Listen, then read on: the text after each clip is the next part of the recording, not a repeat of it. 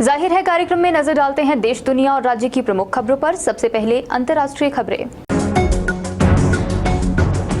America ने Taiwan के लिए 28,000 करोड़ रुपए के मिलिट्री पैकेज की घोषणा की है। इस पैकेज में हथियार, मिलिट्री एजुकेशन और ट्रेनिंग भी शामिल है। अमेरिका ने इसकी घोषणा शुक्रवार को की है। व्हाइट हाउस ने ये नहीं बताया कि वो कौन से हथियार ताइवान को दे रहा है। ऑस्ट्रेलिया का मिलिट्री हेलीकॉप्टर क्वींसलैंड के पास समुद्र में क्रैश हो गया। हादसा भारतीय समय अनुसार शुक्रवार देर शाम अमेरिका के साथ हो रहे जॉइंट मिलिट्री ऑपरेशन के दौरान हुआ। ऑस्ट्रेलिया के डिफेंस मिनिस्टर ने बताया कि MRH-90 हेलीकॉप्टर, जिसे ताइवान भी कहते हैं, रात करीब 8 बजे दूसरे मिलिट्री हेलीकॉप्टर के साथ ट्रेनिंग कर रहा था। जापान के विदेश मंत्री योशिमासा हवासी 2 दिन के भारतीय दौरे पर हैं। उन्होंने शुक्रवार को दिल्ली मेट्रो में सवारी की। इसकी तस्वीरें जापान के विदेश मंत्रालय ने शेयर की हैं। इस दौरान उनके साथ स्टाफ और सिक्योरिटी मौजूद रहे। अब बात करते हैं राष्ट्रीय खबरों की। विपक्षी गठबंधन Indian national development inclusive alliance यानी इंडिया के 20 सांसदों का प्रतिनिधिमंडल 29 जुलाई यानी शनिवार सुबह मणिपुर के इम्फाल रवाना हो गया। वहां 30 जुलाई तक रहेगा। ये सांसद पहले जमीनी स्थिति का आकलन करेंगे। राज्य में 3 महीनों से जारी हिंसा और यहां के लोगों की समस्याओं के समाधान को लेकर सरकार और संसद को अपनी राय भी देंगे। आतंकी संगठन अलकायदा जम्मू कश्मीर, बांग्लादेश और म्यांमार में अपनी पैठ जमाने की कोशिश कर रहा है ताकि आतंकी हमलों को आसानी से अंजाम दिया जा सके। इसका खुलासा यूनाइटेड नेशंस सिक्योरिटी काउंसिल ने किया है। रिपोर्ट के मुताबिक इंडियन सब कॉन्टिनेंट में अलकायदा ने 200 लड़ाके मौजूद हैं और इनका लीडर आतंकी ओसामा महमूद है।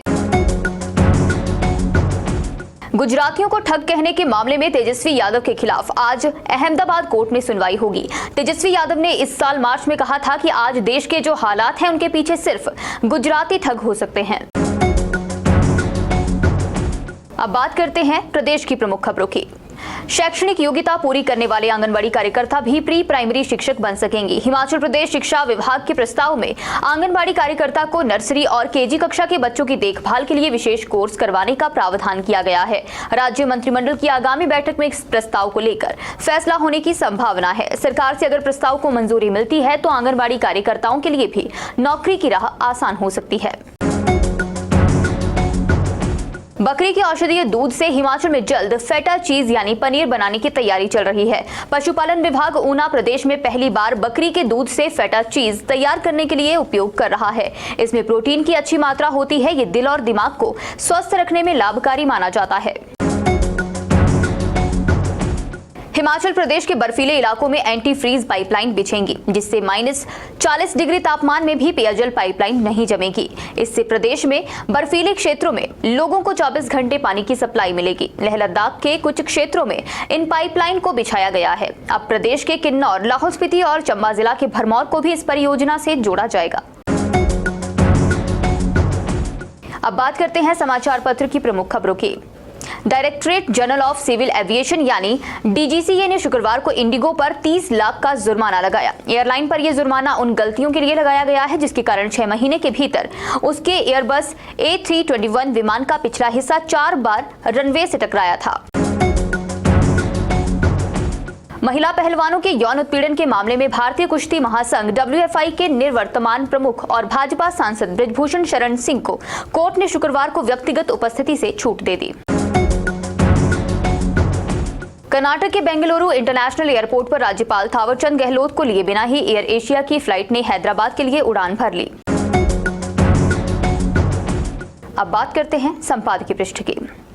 पंजाब पुनर्गठन के अपने अधिकार के करीब खड़े हिमाचल के तर्क कम से कम BBMB एरियर के भुगतान को लेकर न्याय का आश्वासन पा रहे हैं। इस लेख को आप आर्थिक भुगतान की बिजली शीर्षक के साथ संपादकीय पृष्ठ पर पढ़ सकते हैं। इसके अलावा योगेंद्र योगी द्वारा लिखा गया लेख, न्यूजीलैंड के पूर्व मंत्री से सबक सीखें, कुलभूषण उपमन्यु द्वारा लिखा गया लेख, हिमालय राष्ट्रीय मुद्दा है राजनीतिक नहीं, और छिलकों की छाबड़ी में प्रभात कुमार द्वारा लिखा गया लेख बरसाती गड्ढे और नेताजी आप संपादकीय पृष्ठ पर पढ़ सकते हैं। कार्यक्रम के अंत में बात करते हैं रोचक विषय की। इन दिनों सड़क पर चलती एक विशालकाय कार की फोटोज और वीडियोस सोशल मीडिया पर धमाल मचा रहे हैं। वीडियो देखने से तो कार किसी टॉय गेम जैसी मालूम पड़ती है, लेकिन ये असली गाड़ी है जो दुबई के शेख हमद बिन हमदान अल नहयान की है। दुबई के रेम्बो शेख के नाम से मशहूर हमद के पास गाड़ियों का अच्छा खासा कलेक्शन है। इन्हीं कलेक्शन में से एक हमर H1 है, जो आमतौर पर दिखने वाली हमर कार के आकार से 3 गुना बड़ी है। एक रिपोर्ट के मुताबिक शेख की हमर कार लगभग 46 फीट लंबी, 21 फीट ऊंची और 19 फीट चौड़ी है। इसे शेख ने खास तौर पर मॉडिफाई करवाया है। शेख अमीरात के शाही परिवार के सदस्य हैं और उनकी नेटवर्थ लगभग 20 बिलियन अमेरिकी डॉलर से भी ज्यादा है। ट्विटर से सामने आए वीडियो में शेख की हमर कार के सामने रास्ते में चल रही अन्य गाड़ियां खिलौने जैसी लग रही हैं। जाहिर है कार्यक्रम में आज के लिए बस इतना ही। बने रहे दिव्य हिमाचल टीवी के साथ।